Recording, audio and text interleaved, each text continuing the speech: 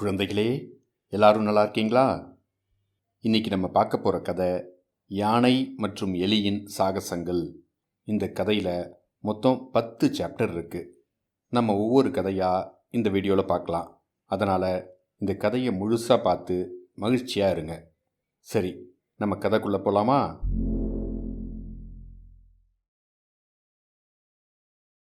ஒரு பயங்கரமான அடர்ந்த காடு.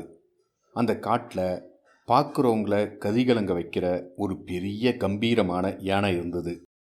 அதுக்கு பெரிய தந்தம், படபடக்கும் காது, பார்க்குறவங்கள மிரள வைக்கிற அளவுக்கு பிரம்மாண்டமான தோற்றத்தோடு இருந்தது. ஆனால் அதோட மனசு ரொம்ப மென்மையானது. அந்த காட்டில் யாருக்கு உதவி தேவைப்பட்டாலும் உடனே உதவி பண்ணும். அந்த அளவுக்கு மென்மையான நல்ல குணம் உள்ள யானை அது. அதோட பேர் கஜேந்திரன். கஜேந்திரன் இருக்கிற இடத்துலேருந்து ரொம்ப தள்ளி மின்னி அப்படின்னு சொல்லிட்டு ஒரு எலி இருந்தது. அது ரொம்ப புத்திசாலி எலி. அதோட கண் ரொம்ப கூர்மையாக இருக்கும். அது ஒரு பழைய காலத்து ஆலமரத்தடியில் ஒரு பொந்தில் வசிச்சுக்கிட்டு இருந்தது. அந்த எலியோட புத்திசாலித்தனத்துக்காக அந்த சின்ன விலங்குகளோட உலகத்தில் அது ரொம்ப ஃபேமஸ். யாருக்காவது ஏதாவது அட்வைஸ் தேவைப்பட்டது அப்படின்னா அந்த எலிக்கிட்ட வந்து தான் கேட்பாங்க. ஏன்னா அந்த அளவுக்கு அது புத்திசாலியான எலி. ஒரு நாள் மதியானம் இந்த கஜேந்திரன் காட்டில் உலாவிக்கிட்டு இருந்தான். அந்த சமயத்தில் ஒரு ஈ வந்து கஜேந்திரனை ரொம்ப தொல்லைப்படுத்துச்சு. வந்து அந்த கஜேந்திரனோட காதுகிட்ட போய் கத்திக்கிட்டே இருந்தது. இதனால் கஜேந்திரன் ரொம்ப கடுப்பாகி தன்னோட தும்பிக்கையால் அதை விரட்ட முயற்சி பண்ணான். ஆனால் அந்த ஈ அவனை விட்டு போகவே இல்லை. கத்தி கத்தி ரொம்ப டார்ச்சர் பண்ணுச்சு. இதை கொஞ்சம் தூரத்தில் இருந்த மின்னி பார்த்துக்கிட்டு இருந்தது. கஜேந்திரன் படுற பாட்டை பார்த்து மின்னிக்கு ரொம்ப பாவமாக போயிடுச்சு. அதனால் தன்னோட இடத்துலேருந்து கஜேந்திரன் கிட்ட போய் தன்னோட வீர சாகசத்தால் அங்கேயும் இங்கேயும் பாஞ்சி அந்த ஈயை பிடிச்சிருச்சு. இதனால் கஜேந்திரனுக்கு ரொம்ப மகிழ்ச்சியாக இருந்தது. உடனே கஜேந்திரன் மின்னிக்கு நன்றி சொன்னான். அதே போல் மின்னியும் தன்னை அறிமுகப்படுத்திக்கிச்சு. 2 பேருக்கும் நல்ல நட்பு உருவாச்சு. எப்பவும் அந்த காட்டில் 2 பேரும் ஒன்றா சுற்றி திரிஞ்சாங்க. பெரிய பெரிய இடங்களில் இருக்கிற அழகை கஜேந்திரன் மின்னிக்கு காட்டினான். அதே போல் சின்ன சின்ன மிருகங்களோட அழகு, இலைகளோட அழகு, அப்புறம் மரத்துக்கடியில் இருக்கிற பொந்துகளை பற்றிலாம் மின்னி கஜேந்திரனுக்கு காட்டுச்சு. அவங்க 2 பேரும் ஒன்றா இருக்கிற நேரங்கள் ரொம்ப மகிழ்ச்சியாக இருந்தது. எப்பவும் இணை பிரியாமல் அந்த காட்டை சுற்றிக்கிட்டு இருந்தாங்க. தன்னோட கடந்த காலத்தை பற்றி, அதே போல் எதிர்காலத்தில் என்ன பண்ண போகிறோம் இதெல்லாம் பற்றி எப்பவும் கதை பேசிக்கிட்டே இருப்பாங்க. இதை பார்த்த காட்டு மிருகங்கள் எல்லாம் ரொம்ப ஆச்சரியமாகவும் அதிசயமாகவும் இவங்களோட நட்பை பற்றி பார்த்துச்சு. ஏன்னா உருவத்தில் சம்பந்தமே இல்லாமல் இருக்கிற மின்னியும் கஜேந்திரனும் எப்படி இவ்வளோ நட்பாக இருக்கிறாங்க அப்படின்னு ஆச்சரியப்பட்டுச்சுங்க. ஆனால் மின்னிக்கும் கஜேந்திரனுக்கும் உள்ள நட்பு மட்டும் வளர்ந்துக்கிட்டே இருந்தது. மழைக்காலம் அப்படின்னாலே காடே ரொம்ப மகிழ்ச்சியாக இருக்கும். சில சமயத்தில் மழை அதிகமாக இருக்கும்போது பயங்கர சவாலாக இருக்கும். இந்த சமயத்தில் அப்படி தான் இருந்தது. ஏன்னா மழை ரொம்ப அதிகமாக வந்து ஆறுகள்லாம் வெள்ளப்பெருக்கு ஏற்பட்டு தாழ்வான பகுதிகளில் தண்ணி புகுந்துடுச்சு. இதனால் காட்டில் இருந்த விலங்குகள்லாம் ரொம்ப கஷ்டப்பட்டுச்சு. அந்த சமயத்தில் காடு முழுக்க சுற்றி திரிகிற கஜேந்திரனுக்கு காட்டை பற்றிய அறிவை வச்சு எந்த இடம் பாதுகாப்பான இடம் அப்படின்றத தெரிஞ்சுக்கிட்டு தன்னால் முடிஞ்ச அளவுக்கு சின்ன சின்ன விலங்குகளை தன்னோட தும்பிக்கையால் கூப்பிட்டுட்டு போய் பாதுகாப்பான இடத்துல வச்சான். அதே போல் மின்னியும் தன்னோட கூர்மையான கண்ணை வச்சு ரொம்ப சிறிய விலங்குகள் இருக்கிற இடத்தெல்லாம் போயிட்டு அங்கே அகப்பட்டுக்கிட்டு இருந்த விலங்குகளை புதருக்கடியிலேருந்து காப்பாற்றி மேடான இடங்களுக்கு கொண்டு வந்து சேர்த்தா. இந்த மாதிரி கஜேந்திரனும் மின்னியும் எல்லா விலங்குகளுக்கும் உதவி செஞ்சு அவங்க சேஃபாக இருக்கிறத உறுதிப்படுத்தினாங்க.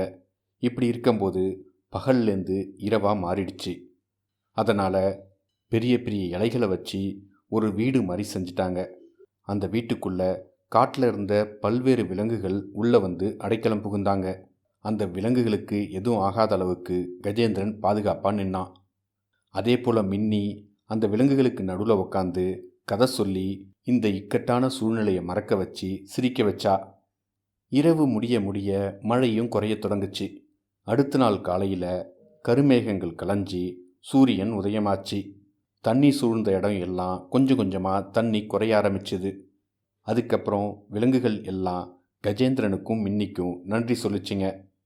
இந்த பருவமழை மூலமாக கஜேந்திரனுக்கும் மின்னிக்கும் ஒரு நல்ல விஷயம் புரிஞ்சுது.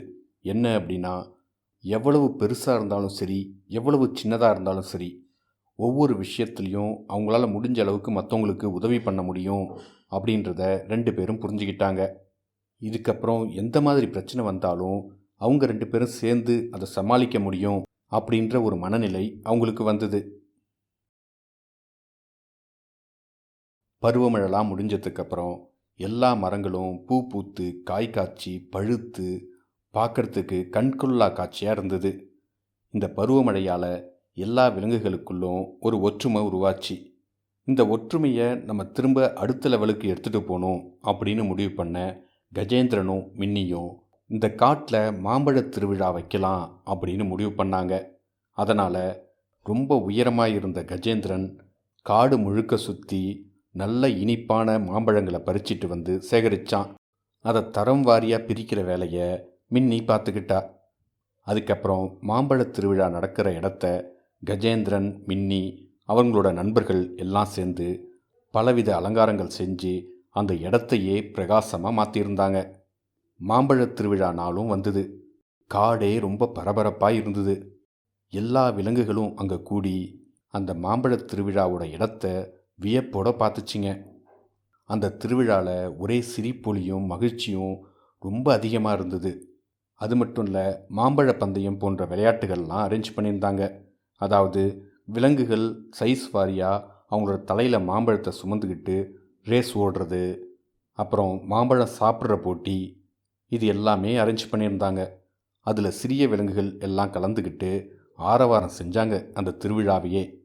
மின்னி ஒரு கதை சொல்கிற வட்டத்தை உருவாக்கி நடுவில் உட்காந்து பல சாகச கதைகளை சொல்லி எல்லாத்தையும் மகிழ்விச்சுது. சூரியன் மறையும் போது கஜேந்திரனும் மின்னியும் தூரத்தில் உட்காந்து இந்த திருவிழா மூலியமாக இந்த காட்டோட ஒட்டுமொத்த விலங்குகளுக்குள்ளும் ஒரு ஒற்றுமையை உருவாக்கி அதை கொண்டாடினது 2 பேர்த்துக்கும் மன நிறைவாகவும் மகிழ்ச்சியாகவும் இருந்தது.